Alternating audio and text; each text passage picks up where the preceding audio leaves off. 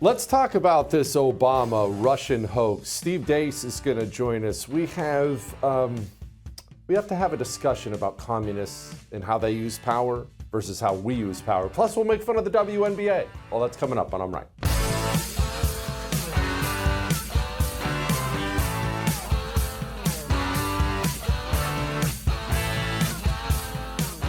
Okay, let's discuss this Obama-Russian hoax thing, and we're going to discuss it kind of in a more broad term about communists and how they view power versus how we view power, because we get something wrong about them all the time, and we'll get to that in a moment. Before we do that, though, let's focus on what the deal is. Now, you are a hyper-informed person. I'm not trying to flatter you. You're here watching I'm Right on the First TV. There are a ton of things on TV, ton of things on your phone, your app, whatever you could be watching. Instead, you're watching this. You're someone who's interested in politics and power in your country. So you're very informed on the issues and the scandals and everything else. When I say that Barack Obama concocted the whole Russian hoax thing, used government power to destroy his political opponents, you're either A, not surprised, or B, you really knew a lot of that already. But here's the deal. It's one thing for you or me to sit here and talk about this, go out, get a beer, discuss it with friends. It's another thing entirely for Tulsi Gabbard, DNI, Director of National Intelligence, to not only talk about it, to lay it out in video form and call for heads. I'm going to hand her the show here for a couple minutes as she lays out what that filthy street communist from Chicago did. This president's daily brief document that was drafted for President Obama in early December that reaffirmed what the intelligence community professionals, as you say, had been assessing for the previous 6 months leading up to the election, which was that Russia neither had the intent nor capability to essentially hack the outcome of the U.S. election. As you said, President Obama's political appointees pulled that document before it could be published, and it has not been published until we released it today. And the very next day after they pulled that document, President Obama called a National Security Council cabinet meeting to discuss how Russia interfered with the election. Again, this is the first week of December. 9th, President right? Trump had already won. Correct. This is the December 9th meeting. That's exactly right. The December 9th meeting, we declassified and released what they call the summary of conclusions from that meeting. Then DNI James Clapper took the lead on what President Obama wanted done, and which was essentially create a document that tells us not if, but how Russia interfered with the election. President Obama delivered the conclusion that he wanted the intelligence community to reach and directed them to find and essentially create and manufacture the intelligence to support the conclusion that President Obama wanted to deliver to the American people. Once that document was drafted, the deep state kicked into gear and did what they usually do. They started leaking this classified information out to their friends at the Washington Post and others who are working hand in glove with the deep state to lay the groundwork for the assessment that they eventually released that served as the basis once again for this years-long coup with the goal of trying to subvert the American people's will and usurp President Trump from being able to deliver on the mandate that the American people gave to him when they chose to elect him as president of the United States. Okay, so I know that was a lot. Allow me to just briefly recap that in a little bit simpler terms for idiots like me. First, let's get this out of the way. In America, in politics, here in the United States of America, obviously we have two major political parties, Democrat and Republican. You understand that. You will politic with your party. There's no question. You'll play politics. Republicans will serve Republicans, and Democrats will serve Democrats, and they'll attack Republicans, and Republicans will attack Democrats. You understand all that. But once you are in elected office at any level, president, mayor, everything in between doesn't matter. Once you are in elected office, it is actually the law that all that political stuff stops. Yes, you're still a Democrat and you're going to push forward Democrat priorities, but you don't get, it's not allowed, it's against the law to use the forces of government for political reasons, for elections, to attack your political opponents. That is not only wrong, sick, and evil, it's against the law. Just so we're clear about that. I know that's a basic point. Now let's get to the other point she just laid out. 2016, Donald Trump wins an election, shocks everybody. Barack Obama is still president of the United States of America, remember, until Donald Trump is sworn in. Barack Obama's intelligence guys bring him a document that says, hey, these Russians, I know we're trying to paint Trump as a Russian stooge and whatnot, but they didn't hack the election. They didn't want to. In fact, this document shows they couldn't even if they wanted to. Barack Obama says, oh, okay, throw that in the paper shredder and bring me back intelligence that proves they did. And then they did, meaning the intelligence community cooked the books, invented intelligence to smear Donald Trump as a Russian agent, Vladimir Putin. This not only unleashed the intelligence community against Donald Trump by pretending he's some foreign spy lawbreaker, it also allowed the American media to beat you over the face with things like this every single day. There is circumstantial evidence of collusion. It's super obvious already. He is a Russian asset. He is clearly a Russian asset. The president is acting like he is the asset for Russia. Back then, my biggest fear was we had elected an asset of the Russian government who would sell out America at every opportunity just to save his own hide. My biggest fear now is that I was right. Do you still believe the president could be a Russian asset? I think it's possible. It is a possibility, and I would add to that caveat that whether witting or unwitting. And that is a really painful thing to say. Now, as I just explained, I know it was an obvious point, you're not allowed to politic with your position in government. I'll tell you a quick story before we go to Tulsi Gabbard. Back when I was running for Congress and losing 2 elections, I had to fly back to D.C. and try to meet with various congressmen and senators, trying to get endorsements, get them to write a campaign a check, something like that, get some campaign donations out of them. Did you know that I was not allowed to take those meetings, asking for endorsements and money? I was not allowed to take those meetings in the government building, not on Capitol Hill, not in the congressional offices. Why? The congressional office is not a Republican office.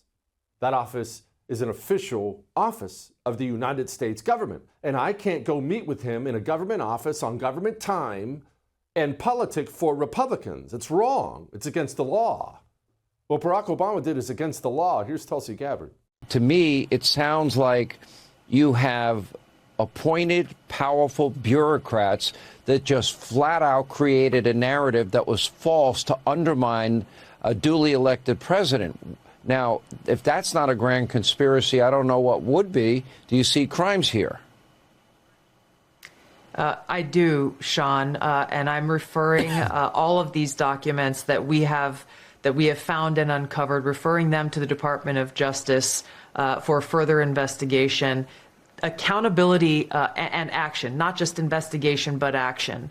Accountability has to take place. The American people's ability to have faith and trust in the integrity of our democratic republic is literally what's at stake, and therefore the future of our ability to exist as the country that we know it. This accountability is critical to make sure that this never happens again. Okay, she sounds good. I'm going to leave the facts of the case now because, well, I'll just lay this out for you. Now it's up to Pam Bondi. Tulsi Gabbard did the right thing. She exposed the criminals. She exposed the crimes. She handed these documents over. She handed everything over to the DOJ. Now, no more excuse time for Pam Bondi. No more Fox News interviews. No more nothing. No sitting down with the president and having him pat her on the back. Now's Pam Bondi's test. Send government people to prison over this or you're a failure. Period. End of story. all that aside, this is actually the point I wanted to get to. Okay, Obama, his cronies, they broke the law. They used government power against their political opponents. But here's something the right doesn't quite understand, because we don't think like this. We don't share their values. For a communist, he would never dream of doing anything but that. Remember, he's not only a destroyer, he believes in using government power to reward his friends and punish his enemies. So law, no law, wrong, these things don't enter his mind. And this applies to so much more than Barack Obama. This is what we have never gotten, because we don't look at power this way. And I'm glad we don't, by the way.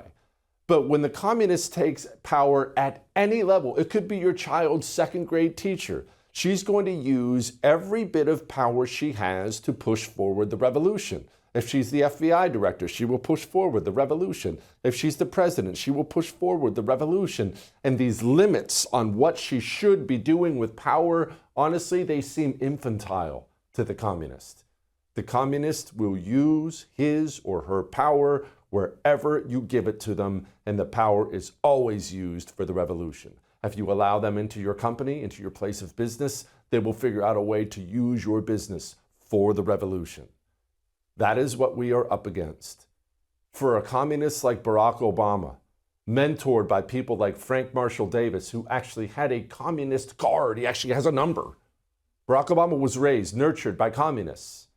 People wonder how so much damage has been done since he walked in there. He walked in there, and for 8 years, he filled every part of this government up with other communists who have no time for laws or restrictions on power. They are fighting a revolution from within our government, and many, many, many, I would argue most of them are still right there. So how do we stop it? Well, I just brought up Pam Bondi. Here's the ugly truth. As you've heard me say many times before, communists only understand fear and pain. You're not going to appeal to their morality. Hey, that was wrong. They're going to laugh in your face. They don't care about things like that.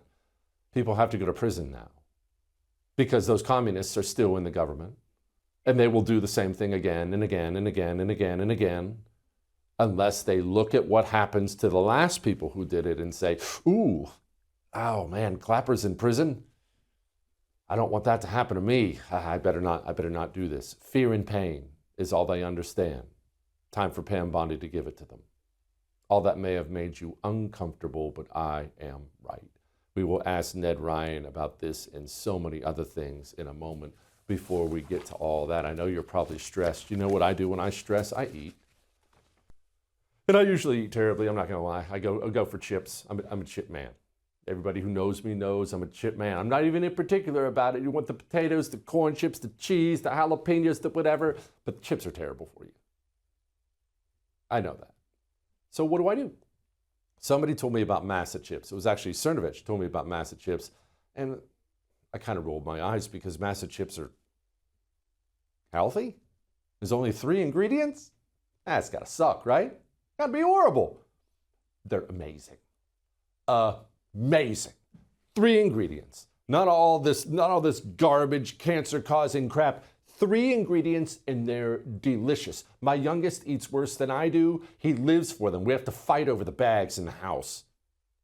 You want to try? Just try. Try 1 bag. That'll be your new chip, I guarantee it. Go to massachips.com/JesseTV. We'll be back.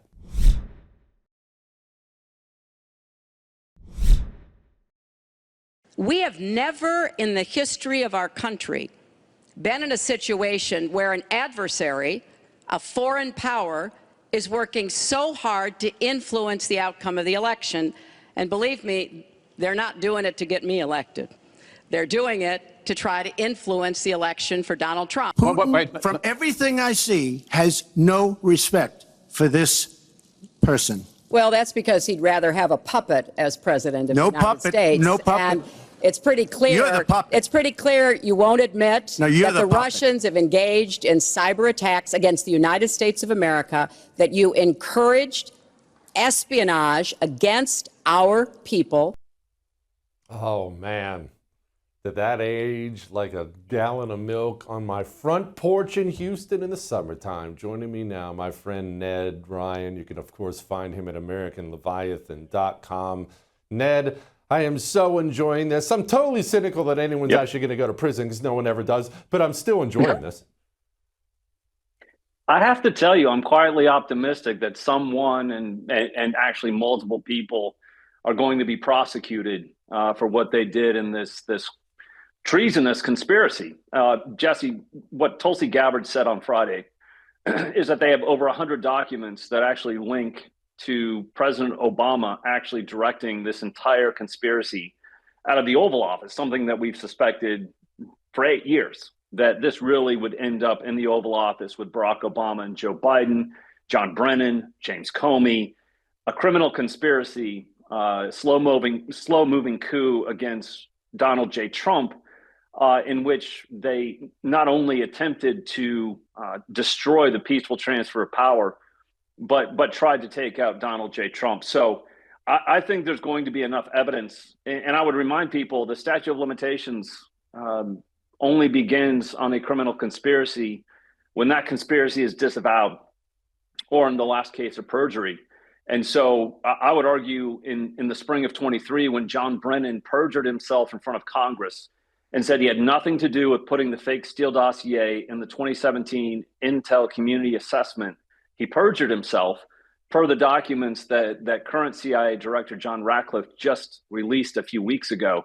So I would argue if you say it's a 5-year statute of limitations on a criminal conspiracy, we've got until 2028 to pursue this. And the other thing I'll say is this, Jesse, I want to be very clear on this. I didn't make the rules, but now the rules are that you can actually prosecute an ex-president, a former president, give him a mugshot and prosecute him. And I think we would be, I sincerely hope that Pam Bondi, Kash Patel actually go and pursue and prosecute Barack Obama for his treasonous and seditious conspiracy against Donald J. Trump. Yeah, I do too. Ned, don't give me hope. Don't give me hope. And I'll tell you why. Because I have a little bit too. Like, it's just this twinkling little bit of hope in the back of my mind, because when you have the DNI director laying the documents all out and essentially spoon-feeding this to Pam Bondi, I've wanted government people to go to prison for so long, it almost feels like we have a chance here. But then you say words like perjury, Ned, and that sounds like a slap on the wrist to me. Who can go to prison for how long? Well, it all depends on how far they pursue this, and obviously what they're going after is conspiracy. They have to go to jail. Jesse, I mean, the fact of the matter is this, in some ways, isn't really about them. It's about the foundational principles of this country.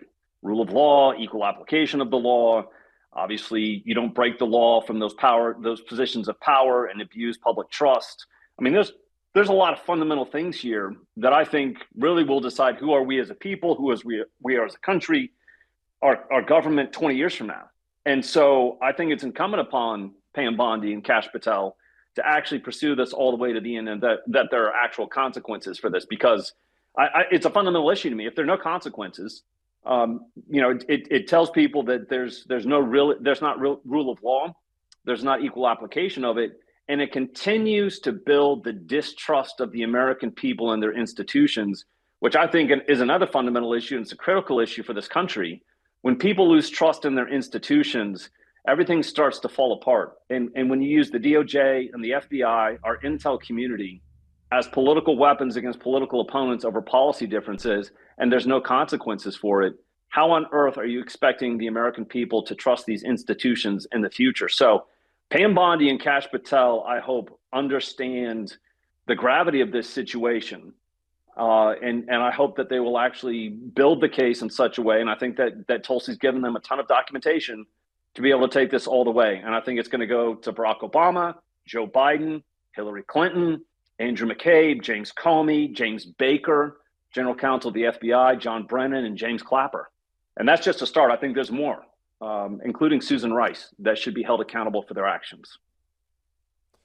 Ned, by the way, I just want to be clear for everybody watching right now in the White House, I am not making pre-excuses for Pam Bondi. But I have heard, and I know you've heard the same thing, you have great sources too, Pam Bondi's trying to clean out the DOJ because there's so many filthy communists in the DOJ. Right. And I have heard that she's having a very difficult time filling those positions because no lawyer wants their life destroyed for defending Donald Trump and working for Pam Bondi. Does Pam Bondi have the troops she needs to take these people down? I hope so, and I also hope the White House will empower the DOJ to fill some of these slots in which, you know, there were leftist attorneys, DOJ lawyers that left as soon as Pam Bondi and Harmeet Dillon, everyone else walked into that building. There are plenty of slots that can be filled, should be filled, with available conservative talent. And I hope that the White House clears the DOJ to be able to fill those positions and not find themselves hung up on, well, we're going to have cost savings.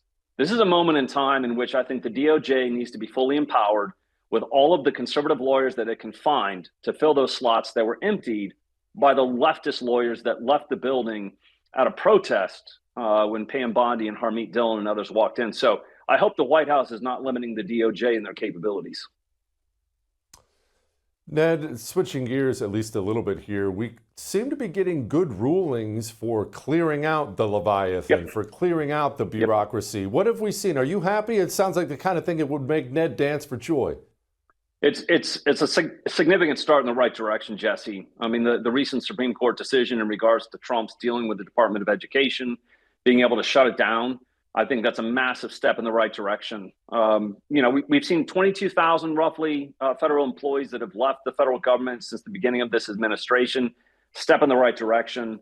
I think it's one thing where Trump's going to have to continue to push this. I'm not going to be happy unless you see the Department of Education completely shut down. I know we've discussed this before. The building imploded and his Garden of Heroes built over where the Department of Education used to be. And then he keeps on going. He shuts down HUD and one or two other departments. And then the 22,000 is a nice start, Jesse, but of its own volition, before Donald Trump even showed up, 800,000 federal employees by this government have been deemed non-essential. So until we get to the 800,000 number and reducing the federal government by that figure, I'm not going to be happy.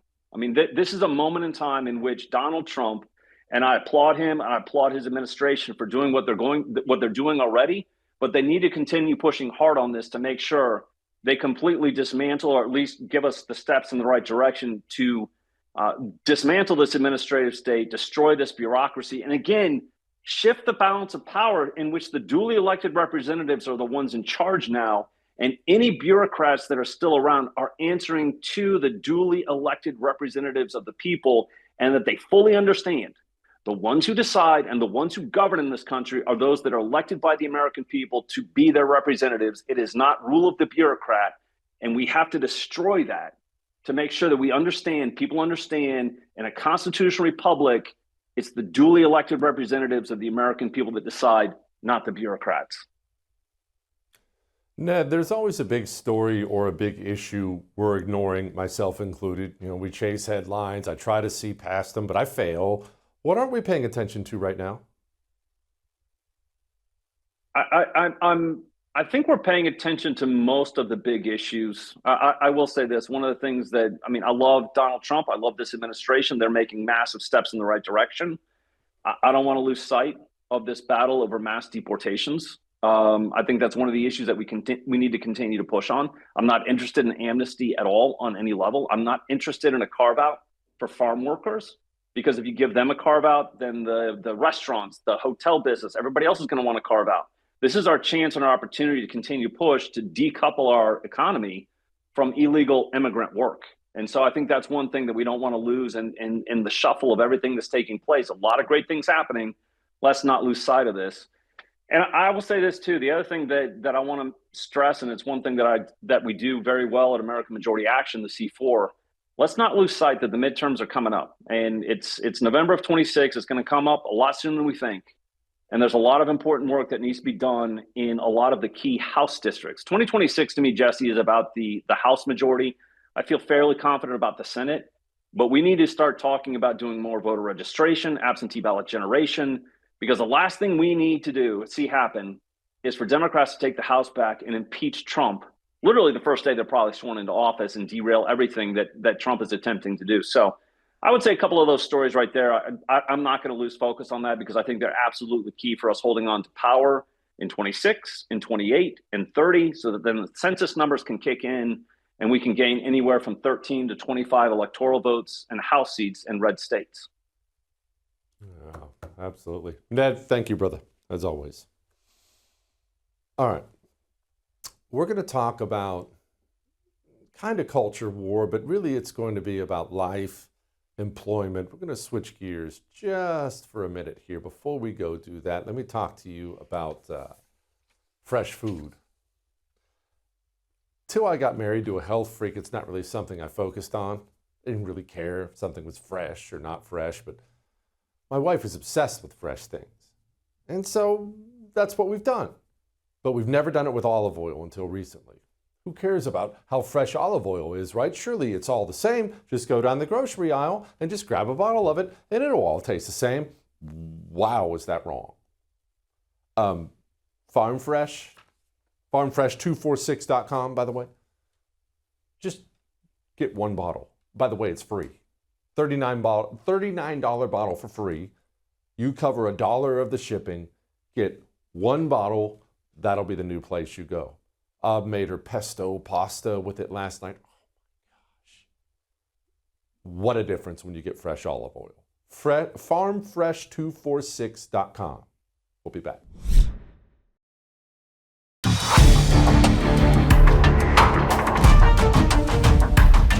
Okay, it's time to, look, I guess it's going to kind of be a culture war thing, but at the same time, it's not going to be a culture war thing. Let's talk briefly about this WNBA thing. Not that we're going to discuss WNBA things very often on this show. So that's the women's professional basketball, if we're going to call it that. They recently had an all-star game. And these morons ran out there in shirts that said, "Pay us what you owe us." And of course, everybody knows by now, it's been reported, widely reported, that the WNBA lost $40 million last year alone. They lose money every year. It is a charity for lesbians. It's not a profitable league. Now, I am not doing this segment to make fun of the WNBA. They beclown themselves enough without any effort from me whatsoever. I am doing this for you. And this is more for younger people, but I guess some older people may need this lesson as well. There's a lot of people that didn't have fathers, apparently.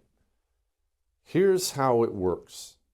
Here's how pay works, the world works, business works, capitalism works, economics works. I don't know how you want to put it, but here's how it works. You have to provide value to your employer. The value you provide to your employer will be split in some way with you. He's going to take a cut of it. After all, he's the employer. You're going to take a cut of it. I hope you get the most you can. I'm always rooting for you. You're the employee. But you must provide value. Now, do you know what determines your income level? It's not how good you think you are, how important you think you are, how necessary your job is. That actually has nothing to do with what you make. Here's what will determine what you make. The scarcity of your marketable skills. The scarcity of your marketable skills. I love a good fast food cheeseburger as much as the next man. And I value the people, mostly younger people, who work in that profession. That's hard work. You don't make any money. But anyone can do it. That's why you make minimum wage, because it's not very scarce. Anyone can do it. This applies to other professions that we value even more. Teachers, cops even. He deserves to make more. He teaches history. A lot of people can teach history. I'm not dismissing teaching history. It's wonderful. I love you history teachers out there. But a lot of people can do it, so you're not going to make a lot of money. That brings me to the WNBA. There are a lot of people who can awkwardly saunter down the court and brick a layup. That is not something people crave, employers crave. That's why the league loses $40 million a year. Nobody watches. Nobody cares. Watching women play basketball has always been and will always be completely embarrassing. because basketball is it's a sport purely about athleticism. Women can do gymnastics or beach volleyball, even better. But basketball, it's about running and jumping. It requires athleticism, and women simply aren't as athletic as men are. Therefore, nobody watches. Therefore, the league loses tens of millions of dollars a year. Now, I realize the league is full of a bunch of entitled, spoiled brats who have never had a father who will teach them that conversation that I just had with you. Nevertheless, facts remain as they are. You will be paid on the scarcity of your marketable skills. That actually brings me perfectly to Colbert. Stephen Colbert lost his job. Millions and millions and millions and millions of dollars a year. Gone now. Why? Stephen Colbert wasn't funny. He wasn't funny. You didn't tune in. He hated your guts. He hated my guts. And so we turned the television channel off. Now, he has a huge staff. Like 200 people work for that show. Huge staff of people work for the show. Show loses money. Therefore, bye-bye. You see, anybody can go on television and not be funny. Most people go on television and aren't funny at all. You don't get to keep your job that way. The scarcity of your marketable skills. Create value for your employer. You'll always have a job. You'll always make some money. All right? I hope that summed that up. Now, that's enough for the culture war little segment. Let's move on and talk about, well, how do we fight a culture war? It's already happening. That's why shows like Colbert get canceled. You are doing the right thing. You're turning the channel. But we can do more than just that. We can put our money where our morals are. Switch your phone to Pure Talk, your cell phone service. You don't need Verizon.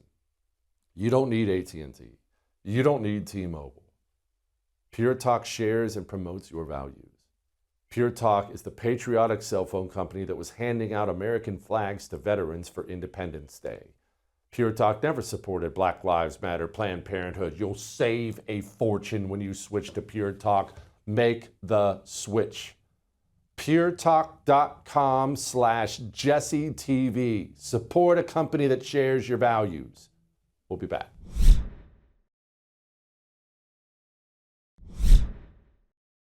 There seems to be no real penalty for saying something that's demonstrably false. It's okay. No, it's not. We have a trust deficit where, because people don't know if they can be sure somebody's telling the truth, why should I trust that person? So we stop trusting each other most of the time, and that's dangerous also for our future. I wonder why there's a trust deficit. Gosh. Joining me now, my friend Steve Deace, host of the wonderful Steve Deace Show. Hey, Steve, Francis wants to know why there's a trust deficit in this society. Why do you think there's a trust deficit? I don't even know what to say to that. I mean, the levels of gaslighting there. I mean, it's Jeffrey Epstein hosting a daddy-daughter date. Okay. I mean, it's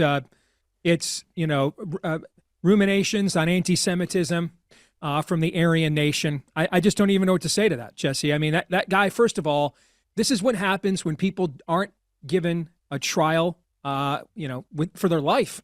When you don't have tribunals after what was done to us and continues to be done for us or done to us. I mean, little things like my audiologist telling me, we've had this rash of 18, 19-year-olds, never seen this before, having tinnitus, infections in their eardrums. Really weird. Just happened in the last few years. Just that kind of stuff.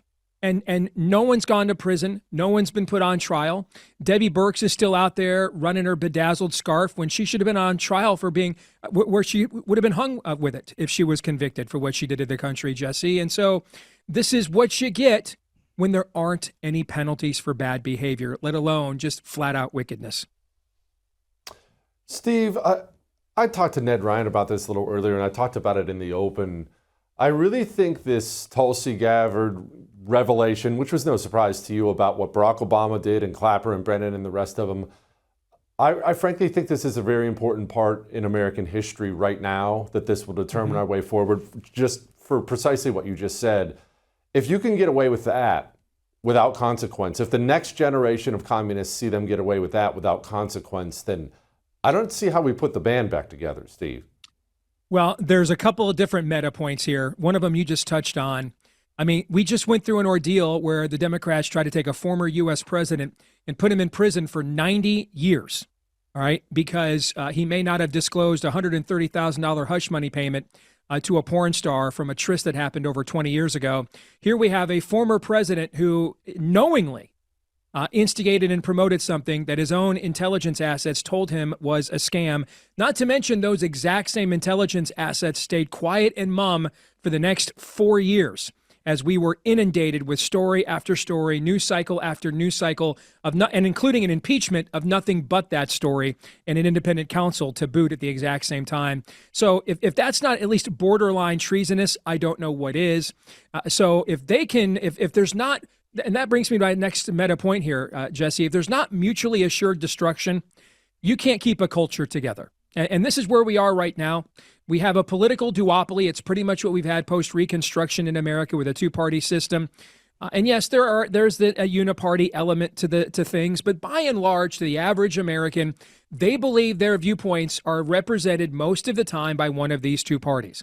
When you have a duopoly system, if you do not have mutually assured destruction, a duopoly like the United States and the Soviet Union from when we were kids, right? What Reagan realized was, hey, because we've been so weak as a country for the last 2 decades, the crazies in the Kremlin are starting to think they're going to win a nuclear war, that they can really push the button and come out on top. And so we need to create a deterrent.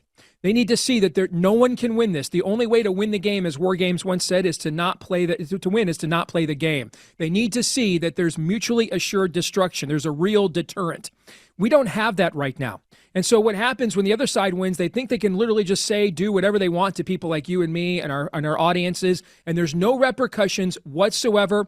They can have the biggest scam we've ever seen, the entirety of the Biden presidency, where he wouldn't have passed a competency hearing if this was a corporate takeover and trying to install him as CEO, let alone president.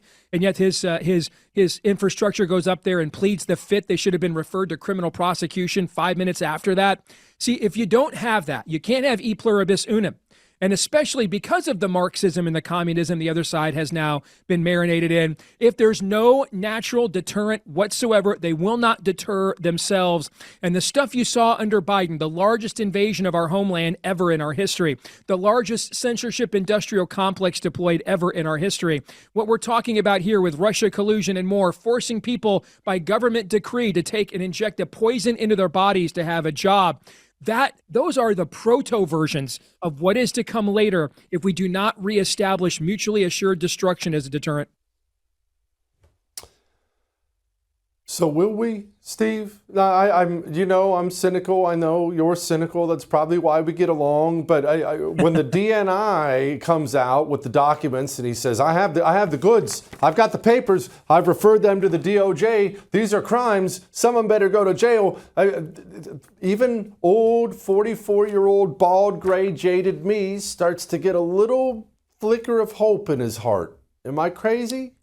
I don't think you're crazy, because these are definitive actions. I mean, what Congresswoman Luna did earlier in the day, referring Chairman Powell to the DOJ for perjury prosecutions. See, these are definitive actions. This isn't another James Comer subcommittee just to feed talking points to people that do what you and I do for a living and get our audiences all riled up, get all the clicks, engagement, but then nothing actually happens. And we feel like Scotty Scheffler last week, vanity is vanity, all is vanity, right? We're now actually getting definitive actions. And so the Department of Justice is going to decide whether or not Congresswoman Luna's allegations against Jerome Powell are adequate or not. So someone's going to get exposed here as a clown, either Pam Bondi or Congresswoman Luna. Same thing's going to happen here on a much bigger stakes where Barack Obama is concerned. And see, this brings us back to Pam Bondi. To me, she ought to be relieved she's getting these opportunities. This is a chance for her to reignite and restart and reboot her administration there at DOJ after the complete clown show that's been the Epstein story, since they gave people that you and I both know, probably on a personal level, those binders and made complete clowns and fools out of them. Now, here's the thing, though. If she doesn't see it that way, if she's tense, if she's nervous, then she has to be replaced. All right, you cannot go after a former president of the United States with a guy out of your bullpen with a 47 ERA in his last seven appearances. All right, if you're going after a former president, then you bring in the best arm out of the bullpen that you have. And so what needs to happen right now at the Trump administration is they need to surmise whether Pam Bondi just got off to a terrible start And for whatever reason, there's more to the Epstein story than they thought. And now they're concerned about what the actual ramifications of letting this out are going to be. Well, then fine. Then you need to figure out if she's up to the task of going after a former president. And then also the most powerful unelected figure in America, the head of the Federal Reserve. Those are high value targets, Jesse. You do not bring somebody out of the bullpen to close those cases out who just doesn't have the utmost confidence, and the team around them doesn't have confidence in them either as well. So I think that's the big decision that needs to be made right now. Do we have people, I mean, Bondi aside, although she's important here, do we have people with the legal chops to take on the $1,000, $2,000 an hour lawyers these people are going to have? Steve, you know as well as I do, you get what you pay for, and you most definitely get that when it comes to the legal profession. These guys are going to bring an army of lawyers that are the best in the country. Do we have something that can match that? See, this is an excellent question, and one that doesn't get asked a lot. I think people don't really realize that in general, in the legal profession, defense attorneys are way better than prosecutors, just simply because they're paid way more. And there's way more of an incentivization structure to get into the defense attorney line of work. And so to me, I think you go out and maybe, I'm not a huge fan of the guy myself, but and it doesn't necessarily have to be him, but somebody like him. And maybe you bring in somebody like an Alan Dershowitz and give him some kind of a special master or consultant kind of role to help you think the way that these kinds of seven-figure defense attorneys think, so you're one or two steps ahead of them. I think one thing we've seen from Pam Bondi, she's not one or two steps ahead of anything or anybody. And the fact that James Comey's daughter was allowed to sit there and lose a high-profile case on her watch 6 months after she took office just blows my mind. And then, of course, they got rid of her after she ended up blowing the Diddy case there at the end. Again, that just would never happen in a Democrat administration. They never sit there and say, well, I guess we got to take this, Republican operatives kid on because we don't want to interrupt, a legal continuity here in the middle of such a high-profile case. They would say that's exactly why we have to do it, because we can't trust them to do the job. So again, what you're really asking is, the people that are on our side, are they cutthroat enough to do the gig? That's really what you're asking. And that's where I think, again, you get back to do you have confidence in Pam Bondi or not? I don't know if I feel better or worse. Whatever. Richie Meets the Rainbow, by the way, is Steve's new book. Make sure you go buy it. Steve, my brother, as always, I appreciate you. Come back. All right. We have a humble light in the mood. Next.